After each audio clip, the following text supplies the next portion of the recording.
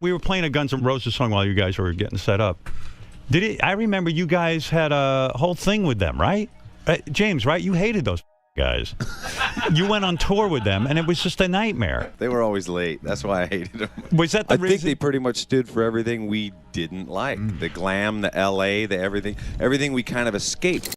Metallica, the unchallenged titans of heavy metal. They've ruled the stage for more than 4 decades, sold over 163 million albums globally, and established thrash for generations. But there's a catch. Not all bands have had the privilege of sharing the light with them. Behind all the grand tours and legendary shows lie tales of refusal, competitiveness, and downright mismatches.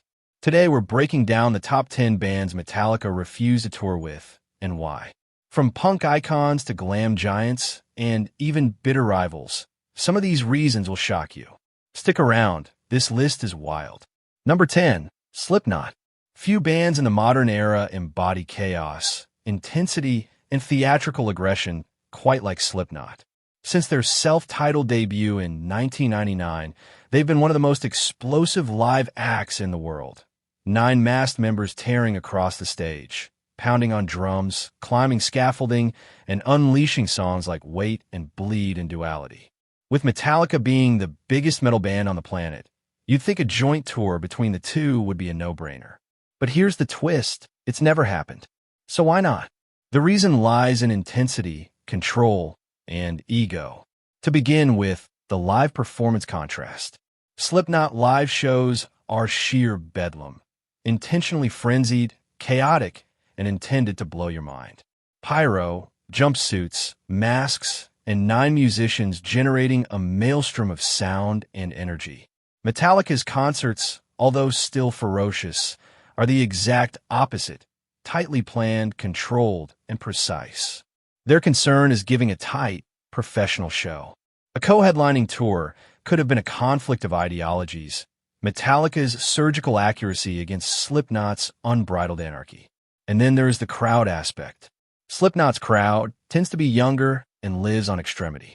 Mosh pits, wall of death, and continual carnage are the order of the day at their shows.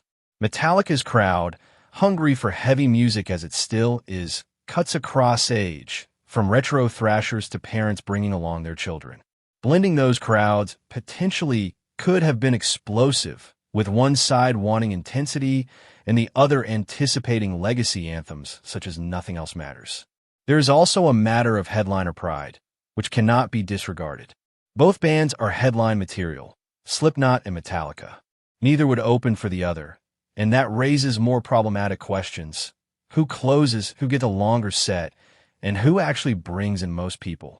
Actually, for Metallica, staunch defenders of their number 1 position, risking that limelight with Slipknot was just too dangerous. It shouldn't be mentioned here there's bad blood. Indeed, Corey Taylor, the lead singer of Slipknot, has praised Metallica on numerous occasions as one of his greatest inspirations. But even Taylor has conceded in an interview in 2019 that the two bands are worlds apart in terms of how they play live. The Metallica-Slipknot tour would be left as one of the greatest what-ifs in contemporary metal. No doubt, it would have been epic, casually tossing big tempers around the venue. But one thing Metallica chose to do was tour with safer bands, Pantera or Five Finger Death Punch, as far from untouchable sludge horror that simply could not give the band what they really desired. Metallica would have gone completely crazy risks under acceptance. Therefore, the so-called dream did not get beyond the drawing board. If you think that was crazy, just wait until you see who's next. Number 9, Creed. Now, criticize them all you want, but Creed were massive in their heyday. Their album Human Clay went on to sell more than 20 million copies worldwide, with radio-dominating anthems like Higher and With Arms Wide Open. By the time their second album, Weathered, released, they were headlining festivals and arenas, solidifying themselves as one of America's largest acts. So why did Metallica never tour with Creed? It essentially comes down to musical philosophy, image, and crowd mismatch. Let's begin with the music itself.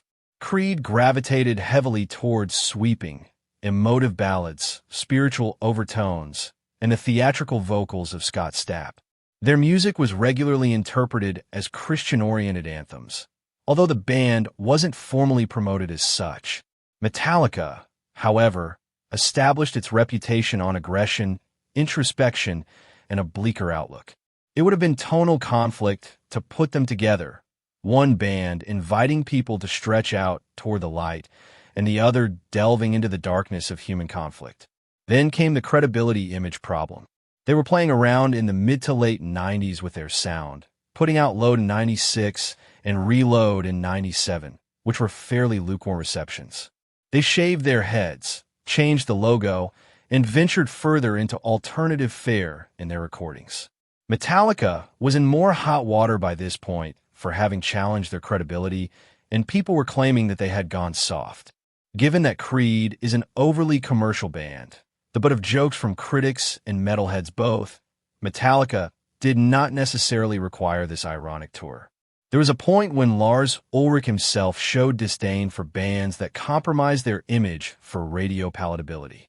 In Metallica's book, Creed most likely represented just the sort of safe mainstream rock that they were desperately trying to escape. And then there are the fans. Creed's fan base was younger, radio-driven, and drifted toward casual rock fans. Metallica's fan base was core loyal, metalheads who breathed circle pits and headbanging. Blending the two would have been something to see. Can you picture Creed fans swaying listlessly to With Arms Wide Open before Metallica descended upon them with battery? Not going to happen. Metallica opted instead with tour companions who could maintain their heavy chops. Corrosion of Conformity, perhaps Pantera. Creed simply wouldn't cut it, despite their chart success.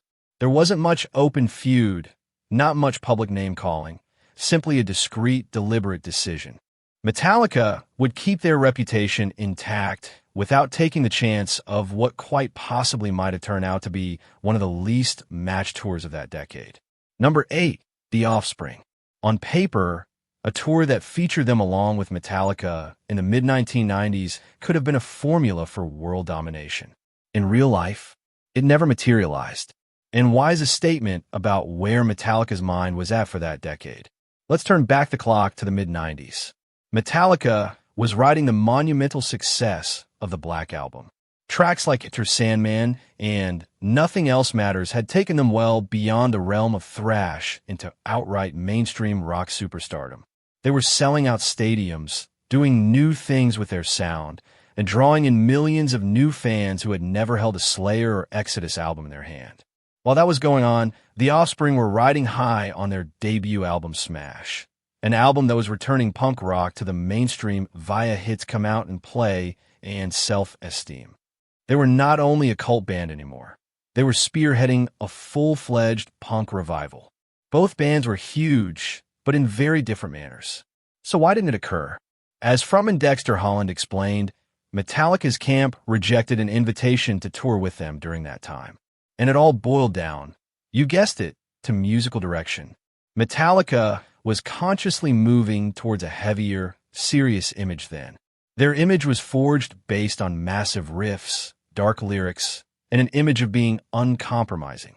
The Offspring, conversely, had a tongue-in-cheek, sarcastic edge to their music. Numbers like Pretty Fly, For a White Guy, later on only added fuel to that playful reputation. Evidently, drummer Lars Ulrich viewed the Offspring's skate punk energy as somehow incompatible with the Metallica vibe. Could you imagine Metallica devotees arriving for an evening of crushing heaviness to discover Dexter Holland cracking jokes between high-energy punk anthems? It would have been oil and water. There were also logistical considerations. By the mid-90s, Metallica was packing the football stadiums. The Offspring, as successful as they were still predominantly headlining theater and arena dates. The whole logistics of leaning them into an opening slot might have felt off. And then, let's be real, Metallica headbangers in the pit back then most likely would have devoured the Offspring. It wasn't a personal issue, however. Dexter Holland later stated that he understood the decision. No bad blood, no theatrics, just worlds apart. But fans are left to wonder what they would have witnessed on a Metallica Offspring crossover tour. A generation-spanning nexus between thrash and punk? A half-appreciative crowd and half-mobbing crowd? Either way, what an intriguing what if from the best of 90s rock. Number 7. Limp Bizkit. Love them or loathe them, you can't help but acknowledge they were gigantic at their height. As Fred Durst swaggered about in his Red Yankees cap and tracksuits, the group spearheaded the nu metal explosion together with Korn, Linkin Park, and Slipknot. Break Stuff, Rollin', and Nookie weren't only hits. They became anthems for an entire generation of frustrated teens. So here's the billion-dollar question. Why didn't Metallica, one of the largest live attractions in the world, ever tour with Limp Bizkit during that nu metal explosion? Both bands, after all, were ruling MTV, the radio, and festival schedules. On paper, the crossover had to have been enormous. The reason lies in 3 basic things: image, fans, and dependability. Number 1, image. Metallica's brand has always been founded on grit, musicianship, and authenticity. Even when they ventured into mainstream sound on Load and Reload, there was still something serious about them. Limp Bizkit, on the other hand, embraced theatrics, attitude, and a frat boy image that cried spectacle rather than substance. In an interview in 2003, James Hetfield criticized some of the nu metal bands, stating that they were more about shock value and not about being an artist. Although he did not specifically mention Limp Bizkit, it was easy enough to make the leap. And then there is the fan base problem.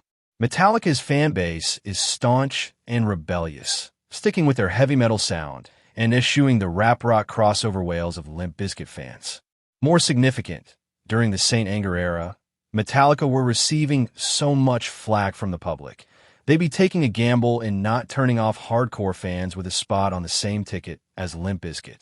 I can only imagine how the people who enjoy hardcore thrashing would feel standing in the pit, just having to listen to Rollin'. No way. And finally, it was that reliability thing. Limp Bizkit, after all, became a byword for mayhem in the wake of Woodstock 99. Their image is one of half riots and brawls, and as such, promoters and bands both began to wriggle to be associated with them.